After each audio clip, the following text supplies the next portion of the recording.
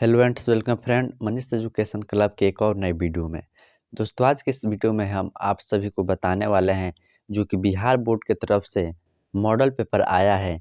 तो यह model set 1 है। यदि आप मॉडल सेट 1 से मॉडल सेट 5 तक देख लेते हैं तो आप सभी विश्वास करें, आप सभी को बिहार बोर्ड एग्ज़ाम 2022 में 90+ स्कोर करने से कोई नहीं रोक सकता है।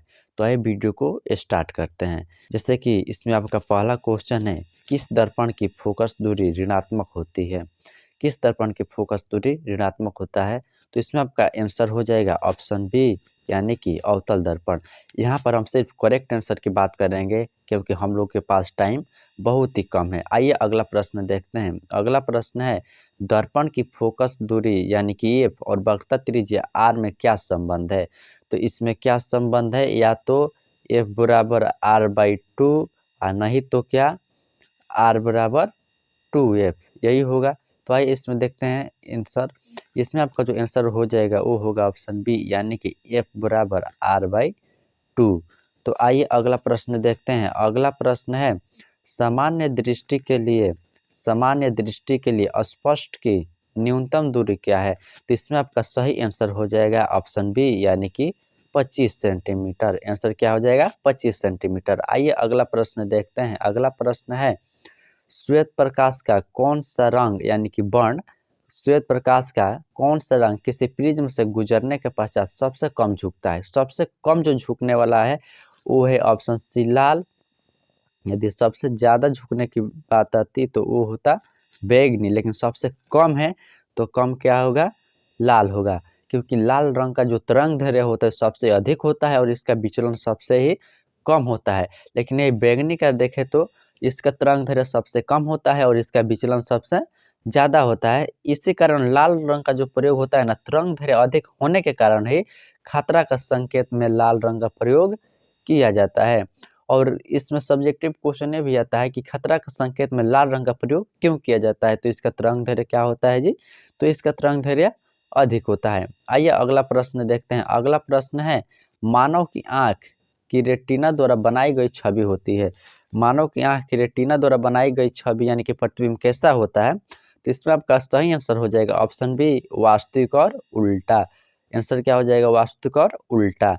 आइए अगला प्रश्न देखते हैं। अगला प्रश्न है, आकाश का रंग नीला प्रतीत होता है तो किसके कारण प्रतीत होता है? आकाश का रंग नीला प्रतीत होता है तो इसमें आपका सही आंसर हो जाएगा ऑप्शन बी, यानी कि प्रकाश के प्रकीर्णन के कारण। आंसर क्या हो जाएगा? प्रकाश के प्रकीर्णन के कारण। आइए अगला प्रश्न देखते हैं। अगला प्रश्न है, किस दर्पण से वस्तु का प्रतिबिंब बड़ा बनता है? किस दर्पण से वस्तु का प्रतिबिंब बड़ा बनता है? इसमें आपका जो सही आंसर हो जाएगा ऑप्शन बी, यानी कि अवतल दर्पण। इसमें आपका आंसर क्या हो जाएगा? अवतल दर्पण। यहाँ पर सिर्फ हम करेक्ट आंसर की बात करेंगे क्योंकि हम लोग के पास टाइम बहुत ही कम है। आइए अगला प्रश्न देखते हैं। अगला प्रश्न है, निम्नलिखित में कौन सा लेंस निकट दृष्टि दोष को ठीक करने के लिए उपयोग किया जाता है? यानी कि जिस इंसान को निकट दृष्टि दोष हुआ रहता है उसको ठीक करने के लिए उसको कौन सा लेंस का चश्मा दिया जाता है? तो इसमें आपका जो सही आंसर हो जाएगा वो होगा ऑप्शन सी, यानी कि अवतल लेंस। आंसर क्या हो जाएगा? ऑप्शन सी, यानी कि अवतल लेंस। आइए अगला प्रश्न देखते हैं। अगला प्रश्न है, निम्नलिखित में कौन सा उपकरण विद्युत धारा की उपस्थिति दर्शाता है? निम्नलिखित में कौन सा उपकरण विद्युत धारा की उपस्थिति दर्शाता है? इसमें आपका सही आंसर हो जाएगा ऑप्शन ए, यानी कि गैल्वेनोमीटर। आंसर क्या हो जाएगा? गैल्वेनोमीटर। आइए अगला प्रश्न देखते हैं। अगला प्रश्न है, दाएं हाथ के अंगूठे के नियम को किसने प्रतिपादित किया था? दाएं हाथ के अंगूठे को किसने प्रतिपादित किया था? इसमें आपका सही आंसर हो जाएगा ऑप्शन डी, यानी कि मैक्सवेल। आंसर क्या हो जाएगा? मैक्सवेल। आइए अगला प्रश्न देखते हैं। अगला प्रश्न है 11 नंबर प्रश्न है, विभवांतर कैसे मात्रक होता है? विभवांतर कैसे मात्रक होता है? तो इसमें आपका जो सही आंसर होगा वो होगा ऑप्शन ए, यानी कि वोल्ट। आंसर क्या हो जाएगा? वोल्ट। चाहे आपको यहाँ पर विभव का पूछे या विभवांतर का पूछे, विभव का पूछे या विभवांतर का सही मात्रक पूछे, दोनों का सही मात्रक क्या होगा? तो वोल्ट ही होगा। आइए अगला प्रश्न देखते हैं। 12 नंबर प्रश्न है, निम्नलिखित में किस संयोजन द्वारा प्रतिरोध का मान बढ़ता है? निम्नलिखित में किस संयोजन द्वारा प्रतिरोध का मान बढ़ता है? तो इसमें होता है श्रेणी क्रम। आंसर क्या होगा? श्रेणी क्रम संयोजन द्वारा। आइए अगला प्रश्न देखते हैं। अगला प्रश्न है चुंबकीय बल रेखा की प्रकृति होती है। चुंबकीय बल रेखा की प्रकृति होती है, तो इसमें आपका सही आंसर हो जाएगा ऑप्शन ए यानी कि काल्पनिक, यानी कि आंसर क्या हो जाएगा काल्पनिक। आइए अगला प्रश्न देखते हैं। अगला प्रश्न है 1 किलोवाट घंटा किसके बराबर होता है? 1 किलोवाट घंटा किसके बराबर होता है? तो इसमें आपका सही आंसर हो जाएगा ऑप्शन सी यानी कि 3.6 गुणे 10 के पावर 6 जूल। इसमें आंसर क्या हो जाएगा ऑप्शन सी। आइए अगला प्रश्न देखते हैं। 15 नंबर क्वेश्चन है नवीकरणीय ऊर्जा स्रोत क्या है? नवीकरणीय ऊर्जा स्रोत क्या है? तो इसमें आपका सही आंसर हो जाएगा ऑप्शन बी यानी कि सौर ऊर्जा। आइए अगला प्रश्न देखते हैं। 16 नंबर प्रश्न है कौन सा लेंस अपसारी लेंस भी कहा जाता है? यानी कि किस लेंस को अपसारी लेंस भी कहा जाता है? तो इसमें आपका आंसर हो जाएगा ऑप्शन ए यानी कि अवतल लेंस। आंसर क्या हो जाएगा ऑप्शन ए यानी कि अवतल लेंस। अपसारी आएगा तो होगा अवतल लेंस, यदि अभिसारी आएगा तो वहां पर होगा क्या उत्तल लेंस। यदि अभिसारी आएगा तो क्या होगा उत्तल लेंस, और अपसारी आएगा तो क्या होगा अवतल लेंस। आइए अगला प्रश्न देखते हैं। अगला प्रश्न है प्रकाश का प्राथमिक वर्ण कौन है? एक बात याद रखिएगा, फिजिक्स में वर्ण का मतलब होता है रंग, यानी कि प्रकाश का प्राथमिक वर्ण क्या है यानी कि कौन है? तो इसमें आपका सही आंसर हो जाएगा उपयुक्त सभी, यानी कि लाल भी है, नीला भी है और हरा भी है। इसमें क्या होगा उपयुक्त सभी। आइए अगला प्रश्न देखते हैं। अगला आपका प्रश्न है निम्नलिखित में कौन सा नेत्र का रंगीन भाग होता है? निम्नलिखित में कौन सा नेत्र का रंगीन भाग होता है? तो इसमें आपका सही आंसर हो जाएगा ऑप्शन डी यानी कि आइरिस हो जाएगा। आइए अगला प्रश्न देखते हैं। अगला आपका जो प्रश्न है 1 HP बराबर है, 1 HP बराबर है, तो इसमें आपका सही आंसर हो जाएगा ऑप्शन ए यानी कि 746 वाट। आंसर क्या हो जाएगा 746 वाट। आइए अगला प्रश्न देखते हैं। अगला प्रश्न है विशालक शीशा यानी कि मैग्नीफाइंग ग्लास होता है।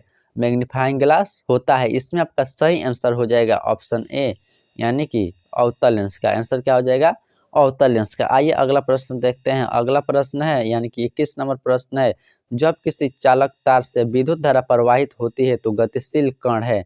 जब किसी चालक से विद्युत धारा प्रवाहित होते है तो गतिशील कण है। इसमें आपका जो सही आंसर हो जाएगा वो होगा ऑप्शन डी यानी कि इलेक्ट्रॉन। आंसर क्या हो जाएगा इलेक्ट्रॉन। आइए अगला प्रश्न देखते हैं। अगला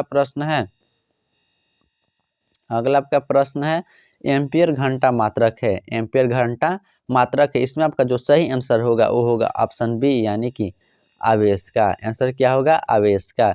आइए अगला प्रश्न देखते हैं। अगला प्रश्न है निम्नलिखित में कौन सा मात्रक वाट के बराबर है? निम्नलिखित में कौन सा मात्रक वाट के बराबर है? तो इसमें आपका जो सही आंसर होगा वो होगा ऑप्शन ए यानी कि J/S। आइए अगला प्रश्न देखते हैं। यानी कि 24 नंबर प्रश्न है विद्युत धारा का मात्रक है। विद्युत धारा का मात्रक है, इसमें आपका जो सही आंसर हो जाएगा वो होगा ऑप्शन ए यानी कि एम्पियर। विद्युत धारा का सही मात्रक क्या है तो एम्पियर है। आइए अगला प्रश्न देखते हैं। अगला प्रश्न है ग्लोबल वार्मिंग के लिए उत्तरदायी गैस कौन है? ग्लोबल वार्मिंग के लिए उत्तरदायी गैस कौन है? तो इसमें आपका जो सही आंसर होगा वो होगा ऑप्शन सी यानी कि CO2।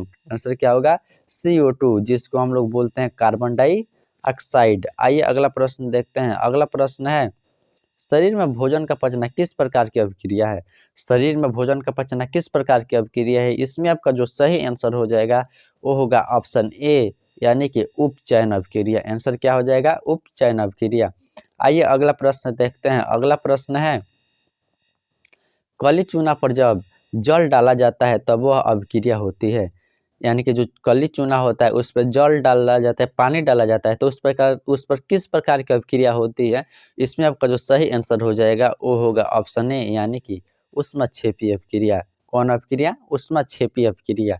आइए अगला प्रश्न देखते हैं। अगला प्रश्न है निम्नांकित में कौन सबसे अधिक अभिक्रियाशील है? निम्नलिखित में कौन सबसे ज्यादा अभिक्रियाशील है? इसमें आपका जो सही आंसर हो जाएगा वो होगा ऑप्शन ए यानी कि Cu यानी कि कॉपर। आंसर क्या हो जाएगा Cu या कॉपर। आइए अगला प्रश्न देखते हैं। अगला प्रश्न है चूना जल का रासायनिक सूत्र है, चूना जल का रासायनिक सूत्र है। तो इसमें आपका जो सही आंसर होगा वो होगा ऑप्शन डी, यानी कि CaOH का होल 2, Ca और OH का क्या रहेगा, होल 2। आइए अगला प्रश्न देखते हैं। अगला प्रश्न है, कोई विलयन लाल लिटमस पत्र को नीला कर देता है। ध्यान दीजिएगा, कोई विलयन लाल लिटमस पत्र को नीला कर देता है, उसका पीएच मान होगा, उसका पीएच मान होगा। तो इसमें आपका जो सही आंसर होगा वो होगा ऑप्शन डी, यानी कि ए और बी दोनों है, यानी कि 11 और क्या 10, 11 और 10। देखिए, लाल लिटमस पत्र को नीला कर देता है, इसका मतलब क्या है, तो क्षार है। क्या है, क्षार। यदि नीला को लाल करता है तो अम्ल होता है, लेकिन ये क्या कर रहा है, तो लाल को ही नीला कर देता है। तो ये है क्या, तो क्षार है। और क्षार का पीएच मान क्या होता है जी, तो 8 से लेकर कहाँ तक होता है, 14 तक होता है, वो क्या होता है, क्षार होता है। अब इस जो 7 होता है, 7 उदासीन होता है, और 1 से लेकर जो 6 तक होता है, ये क्या होता है, अम्लीय होता है। तो अम्ल क्या करता है जी, तो नीला को लाल करता है, लेकिन यहाँ पर है लाल को नीला, यानी कि क्षार होगा। और क्षार का पीएच मान 8 से 14 तक होता है। तो आप यहाँ पर देख लीजिए, एगो 10 दिया है, एगो 11 दिया है। तो इसमें आपका जो सही आंसर होगा वो होगा ऑप्शन डी, यानी कि ए और बी दोनों। आइए अगला प्रश्न देखते हैं। अगला प्रश्न है, एल्काइन में कार्बन कार्बन के बीच कितने सहसंयोजक बंधन होते हैं।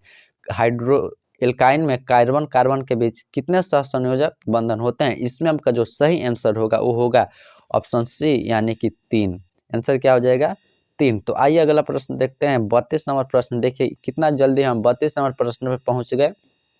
तो आइए इसी प्रकार हम लोग देखते हैं, ग्लूकोज का आणविक सूत्र क्या है, ग्लूकोज का आणविक सूत्र क्या है। इसमें आपका जो सही आंसर होगा वो होगा ऑप्शन ए, यानी कि C6H12 और O6, C6H12 O6, यही आपका सही आंसर होगा। आइए अगला प्रश्न देखते हैं। अगला प्रश्न है, उच्च वाष्यीय अम्ल के सोडियम लवण कहलाते हैं, उच्च वाष्यीय अम्ल के सोडियम लवण कहलाते हैं। इससे में आपका सही आंसर होगा ऑप्शन ए, यानी कि साबुन। आइए अगला प्रश्न देखते हैं। अगला प्रश्न है, -CHO अभिक्रियाशील मूलक को कहते हैं। देखिए यहाँ पर पहले माइनस लगा है, -CHO अभिक्रियाशील मूलक को कहते हैं। इसमें आपका जो सही आंसर होगा वो होगा ऑप्शन ए, यानी कि एल्डिहाइड। आंसर क्या हो जाएगा, तो एल्डिहाइड। आइए अगला प्रश्न देखते हैं। अगला प्रश्न है, आवर्त सारणी के किसी आवर्त में बाएं से दाएं जाने पर तत्वों की परमाणु त्रिज्या। अब देखिए, आवर्त सारणी है, उसमें आवर्त में बाएं से दाएं जाने पर, वर्ग में नहीं, आवर्त में बाएं से दाएं जाने पर उसमें तत्वों की परमाणु त्रिज्या में क्या होगी। इसमें आपका सही आंसर होगा ऑप्शन ए, यानी कि घटती है। बाएं से दाएं जाने पर तत्वों की परमाणु त्रिज्या क्या होती है, तो घटती है। आइए अगला प्रश्न देखते हैं, 36 नंबर प्रश्न, निम्नांकित तत्वों को उनके अधातु गुण के अनुसार बढ़ते क्रम में सजाए। ठीक है, निम्नांकित तत्वों को उनके अधातु गुण के अनुसार बहुत बढ़ते हुए क्रम में समझाए। इससे तो ये पता चलता है कि जितना भी है इस सब के सब क्या है, अधातु, यानी कि लिथियम है, ऑक्सीजन है, कार्बन है, बेरिलियम है और फ्लोरीन है। तो जितना भी है ये सब क्या है, ये तो अधातु है। तब इसको क्या करना, उनके परमाणु गुण होता है उससे के बढ़ते क्रम में सजाने, यानी कि सबसे पहले छोटा, उसके बाद उससे भी बड़ा, उसके बाद उससे भी बड़ा, उसके बाद उससे भी बड़ा। इसमें आपका जो सही आंसर हो जाएगा वो होगा ऑप्शन बी, यानी कि लिथियम, बेरिलियम, कार्बन, ऑक्सीजन और फ्लोरीन। यही क्या तो यही ऑप्शन बी क्या होगा आंसर। आइए अगला प्रश्न देखते हैं। अगला प्रश्न है, सिलिकॉन क्या है, सिलिकॉन क्या है। इसमें आपका सही आंसर हो जाएगा ऑप्शन सी, यानी कि उपधातु। आंसर क्या होगा, उपधातु। अगला प्रश्न है, निम्नांकित में कौन विद्युत धनात्मक तत्व है, निम्नलिखित में कौन विद्युत धनात्मक तत्व है। इसमें आपका सही आंसर हो जाएगा ऑप्शन सी, यानी कि Na, जिसका मतलब होता है क्या, तो सोडियम। आंसर क्या हो जाएगा, Na, यानी कि सोडियम। आइए अगला प्रश्न देखते हैं। अगला प्रश्न है, टिहरी बांध का निर्माण किस प्रदेश में किया गया है, टिहरी बांध का निर्माण किस प्रदेश में किया गया है। इसमें आपका जो सही आंसर होगा वो होगा ऑप्शन बी, यानी कि उत्तराखंड। आइए अगला प्रश्न देखते हैं। अगला प्रश्न है, निम्नांकित में किस धातु को किरोसिन में डुबो कर रखते हैं। तो निम्नांकित में किस धातु को किरोसिन में डुबा कर रखते हैं। तो इसमें आपका सही आंसर होगा वो होगा ऑप्शन बी, यानी कि सोडियम, जिसका संकेत होता है Na।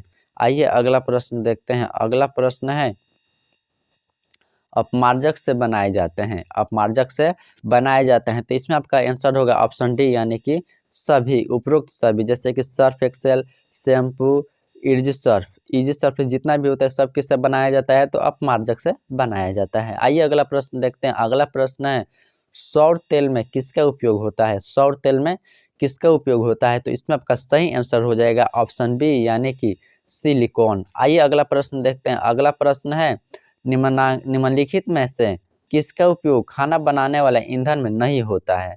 देखिए निम्नलिखित में किसका उपयोग खाना बनाने वाले ईंधन के रूप में नहीं होता है, तो यहाँ पर देखिए एलपीजी का तो होता है, बायोगैस का भी होता है और कोयला का भी होता है, लेकिन जो ये सीएनजी है इसका उपयोग अभी तक खाना बनाने में नहीं होता है। आइए अगला प्रश्न देखते हैं। अगला प्रश्न है 2Cu प्लस O2 से 2CuO है, तो इसमें आपका जो सही आंसर होगा वो होगा ऑप्शन ए यानी कि ऑक्सीकरण है। क्या है, ऑक्सीकरण है, क्योंकि यहाँ पर देखिए ऑक्सीजन से सीधे संयोग हुआ है तो इसको क्या बोलेंगे, ऑक्सीकरण। आइए अगला प्रश्न देखते हैं। अगला प्रश्न है निम्नलिखित में कौन सा समीकरण संतुलित नहीं है। यहाँ पर देखिए कौन सा समीकरण संतुलित नहीं है, ठीक है, तो इसमें आपका देखिए सही आंसर हो जाएगा ऑप्शन बी, यही समीकरण जो है संतुलित नहीं है, यही समीकरण संतुलित नहीं। लेकिन इसमें देखिए एच का गो है तो दूग है, CO2 का गो है ये भी दूगो है, तो यहाँ पर देखिए 2HCl यानी कि H2 है तो दूगो H भी हो गया, हाइड्रोजन भी हो गया, क्लोरीन दूगो है तो क्लोरीन दूगो हो गया। यहाँ पर देखिए हाइड्रोजन है 4 गो, तो यहाँ पर भी हाइड्रोजन क गो हो गया, 4 गो, 2 दूना 4। ऑक्सीजन है 2 गो, तो यहाँ पर भी ऑक्सीजन क गो है, 2 गो है। और उसके नीचे देखिए यहाँ पर 2KCl, ठीक है, यहाँ पर KCl क गो है, तो यहाँ पर KCl है 2 गो, तो KCl भी 2 गो है। O3 क गो है, 3 दूना यहाँ पर 2, यहाँ पर 2 और यहाँ पर 3, 3 दूना कितना 6, यहाँ पर देख लीजिए 3 दूना 6, यानी कि ऑक्सीजन में क गो हो गया है, 6 गो हो गया। यानी कि इसमें आपका जो इसमें पूछा है कि कौन संतुलित नहीं है, तो इसमें आंसर होगा ऑप्शन बी यानी कि जो है PbNO3 का होल 2, यही क्या होगा, संतुलित नहीं है। आइए अगला प्रश्न देखते हैं। 46 नंबर क्वेश्चन, उदासीन विलयन का पीएच मान होता है, उदासीन विलयन का पीएच मान होता है, तो अभी कुछ देर पहले हम आपसे बताएं कि 1 से लेकर जो 6 तक होता है ये होता है अम्लीय होता है, जो 7 होता है ये उदासीन होता है, और 8 से लेकर जो 14 तक होता है ये होता है क्षारीय। तो इसमें पूछा है उदासीन, तो देखिए कहीं ऑप्शन में 7 दिया है, जी हाँ दिया है, ऑप्शन ए यानी कि 7, इसमें आपका आंसर क्या हो जाएगा 7। आइए अगला प्रश्न देखते हैं। अगला प्रश्न है निम्नलिखित में कौन दुर्बल अम्ल है, निम्नलिखित में कौन दुर्बल अम्ल है, तो इसमें आपका सही आंसर हो जाएगा ऑप्शन सी यानी कि CH3COOH। आइए अगला प्रश्न देखते हैं। अगला प्रश्न है क्रायोलाइट अयस्क है, क्रायोलाइट अयस्क है, इसमें आपका सही आंसर हो जाएगा ऑप्शन डी यानी कि एल्यूमिनियम। आंसर क्या हो जाएगा, एल्यूमिनियम। आइए अगला प्रश्न देखते हैं। अगला प्रश्न है पोटेशियम की परमाणु संख्या है, पोटेशियम जिसका संकेत होता है के, इसका परमाणु संख्या कितना होता है जी, तो इसमें आपका सही आंसर हो जाएगा ऑप्शन सी यानी कि 19। आंसर क्या हो जाएगा ऑप्शन सी यानी कि 19। यहाँ पर टाइप करने में थोड़ा सा दिक्कत हो गया है, बी के सी की जगह पर यहाँ पर बी हो गया, इसके लिए हम माफ़ी चाहेंगे। चलिए अगला प्रश्न देखते हैं। अगला प्रश्न है फॉर्मिक अम्ल का आयुपेक नाम है, IUPAC नाम है यानी कि आयुपेक नाम है। फॉर्मिक अम्ल का जो आयुपेक नाम क्या है, तो ऑप्शन ए यानी कि मेथेनोइक अम्ल। आइए अगला प्रश्न देखते हैं। अगला प्रश्न है एथाइल अल्कोहल का अणु सूत्र है, एथाइल अल्कोहल का अणु सूत्र है, इसमें आपका जो सही आंसर हो जाएगा वो होगा ऑप्शन सी यानी कि C2H5OH। आइए अगला प्रश्न देखते हैं। अगला प्रश्न है एल्काइन कौन है, इसमें से एल्काइन कौन है, इसमें आपका सही आंसर होगा ऑप्शन ए यानी कि C2H2, C2 और H2। एल्काइन का जो सूत्र होता है, तो देखिए एल्किन का सूत्र क्या होता है जी, CnH2n+2, ये क्या होता है एल्किन का, और एल्केन का होता है, एल्काइन का क्या होता है सी, यहाँ पर देखिए एल्काइन का क्या होता है CnH2n-2, लेकिन एल्काइन का पूछ दे तो यहाँ पर होगा CnH2n, यहाँ से जो है माइनस या प्लस में 2 क्या होता है, ये यहाँ से हट जाता है। आइए अगला प्रश्न देखते हैं। अगला प्रश्न है चीनी का रासायनिक सूत्र क्या है? चीनी तो हम लोग सभी लोग खाते हैं, लेकिन इसका रासायनिक सूत्र बहुत ही कम लोगों का पता है। तो इसमें आपका जो सही आंसर होगा वो होगा ऑप्शन बी, यानी कि C12 H22 O11। आइए अगला प्रश्न देखते हैं। अगला प्रश्न है, एसिटिलीन में कार्बन कार्बन के बीच सहसंयोजक बंधन की संख्या है। इसमें आपका सही आंसर होगा ऑप्शन डी, यानी कि 3। आंसर क्या हो जाएगा? तो 3। आइए अगला प्रश्न देखते हैं। अगला प्रश्न है, श्वसन के अध्ययन के लिए उपयोग किए जाने वाले बीज है। श्वसन के अध्ययन के लिए किस बीज का उपयोग किया जाता है? इसमें आपका सही आंसर हो जाएगा ऑप्शन बी, यानी कि अंकुरित बीज। आंसर क्या हो जाएगा? अंकुरित बीज। आइए अगला प्रश्न देखते हैं। अगला प्रश्न है, मानव वृक्क की किस प्रणाली का एक हिस्सा है? मानव वृक्क किस प्रणाली का एक हिस्सा है? इसमें आपका सही आंसर हो जाएगा ऑप्शन सी, यानी कि उत्सर्जन। आइए अगला प्रश्न देखते हैं। अगला प्रश्न है, हरे पौधे में जाइलम निम्नांकित में किसके परिवहन के लिए जिम्मेदार है? जाइलम, तो देखिए जाइलम जो होता है वो किसके लिए होता है? तो जल के लिए होता है। एक बात याद रखिए, ज से जल भी होता है और ज से जाइलम, तो ज का यही क्या होगा? आंसर, यानी कि यहाँ पर जल तो नहीं दिया, लेकिन दिया है क्या? पानी। तो इसमें आंसर क्या होगा? पानी।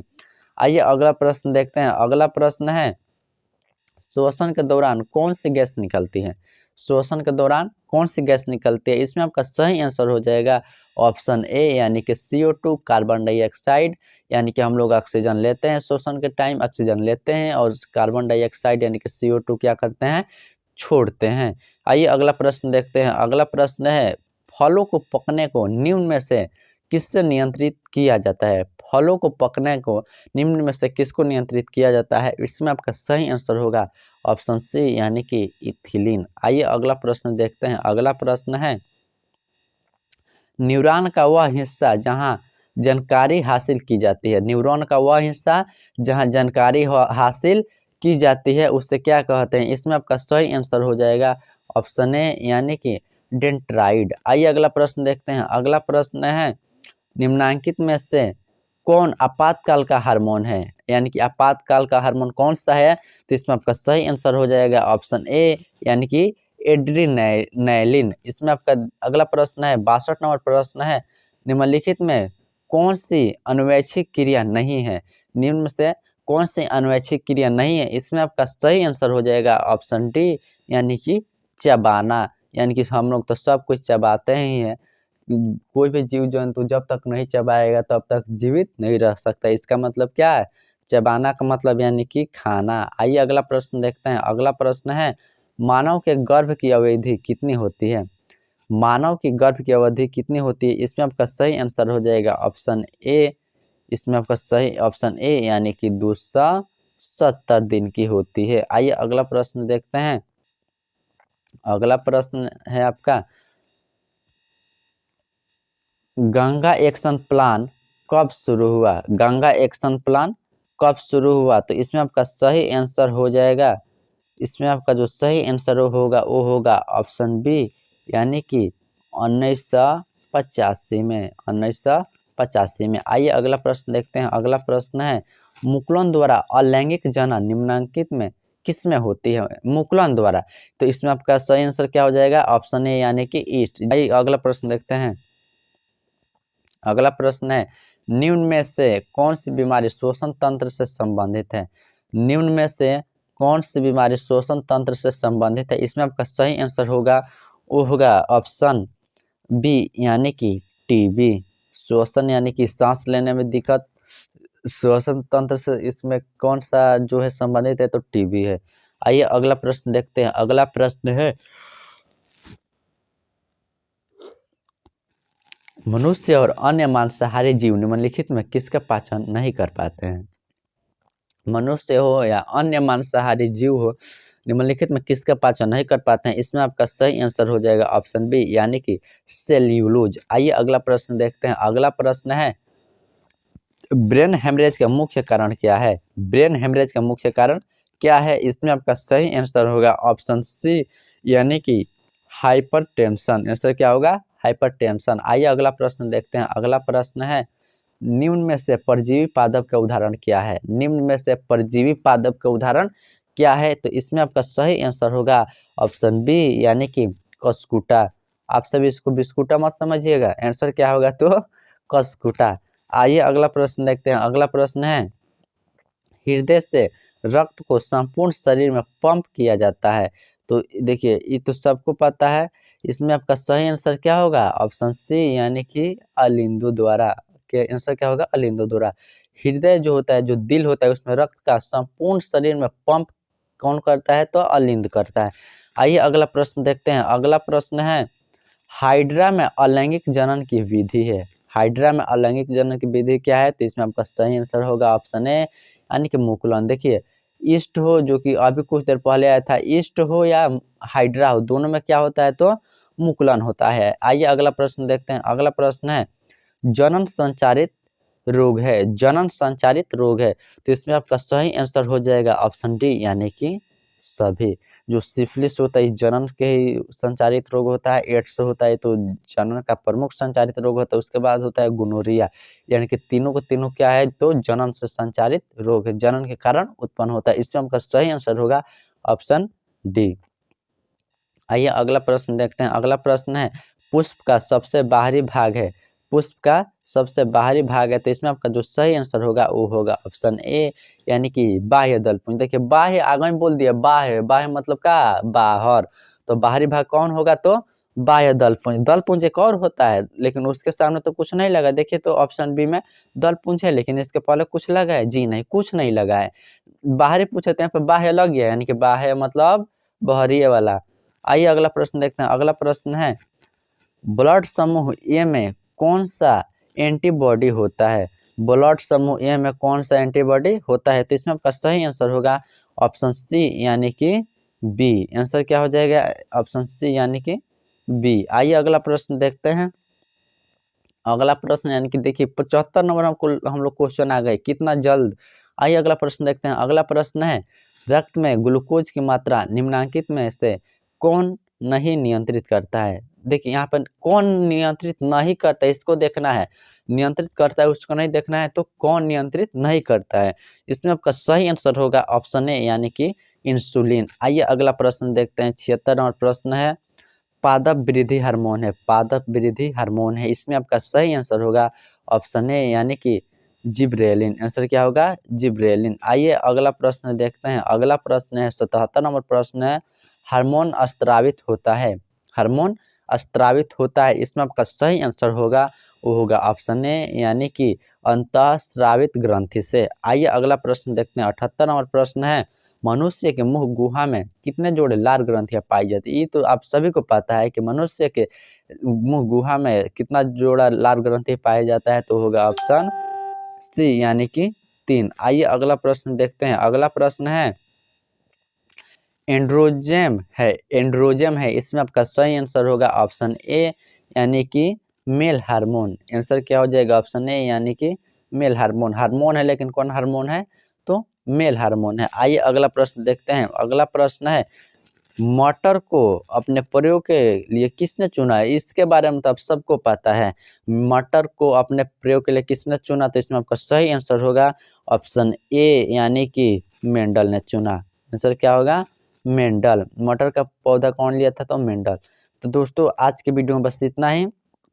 आज की क्लास यानी कि मॉडल सेट 1 में 80 क्वेश्चन को हम लोग देखे इतना जल्दी में। तो दोस्तों आप सभी तो ईमानदार है, और आप अपने ईमानदारी का परिचय देते हुए इस वीडियो को ज़्यादा से ज़्यादा अपने दोस्तों में शेयर करें, ताकि आप जैसे 19 प्लस स्कोर लाने के बारे में सोचे हैं, तो बहुत सारे आपके दोस्त भी होंगे जो कि सोचे होंगे कि हाँ हम भी 19 प्लस स्कोर करेंगे। तो आप सभी ईमानदारी के साथ इस वीडियो को शेयर कीजिए, लाइक कीजिए, कमेंट कीजिए, और आपको किस किस सब्जेक्ट पर वीडियो चाहिए आप हमको कमेंट करिए। हम सारे सब्जेक्ट पर वीडियो बनाने की या बनवाने की कोशिश करेंगे। तो ये मॉडल सेट 1 है, यदि मॉडल सेट 1 से मॉडल सेट 5 तक आप लोग देख लेते हैं, आप ईमानदारी के साथ देखते हैं, तो विश्वास करिए आपको 19 प्लस स्कोर करने से इस बिहार बोर्ड के मैट्रिक एग्जाम में कोई नहीं रोक सकता, क्योंकि स्वयं बिहार बोर्ड की तरफ से आया हुआ मॉडल सेट है। तो दोस्तों आज की वीडियो में बस इतना ही, मिलते हैं अगले वीडियो में, तब तक के लिए जय हिंद, जय भारत।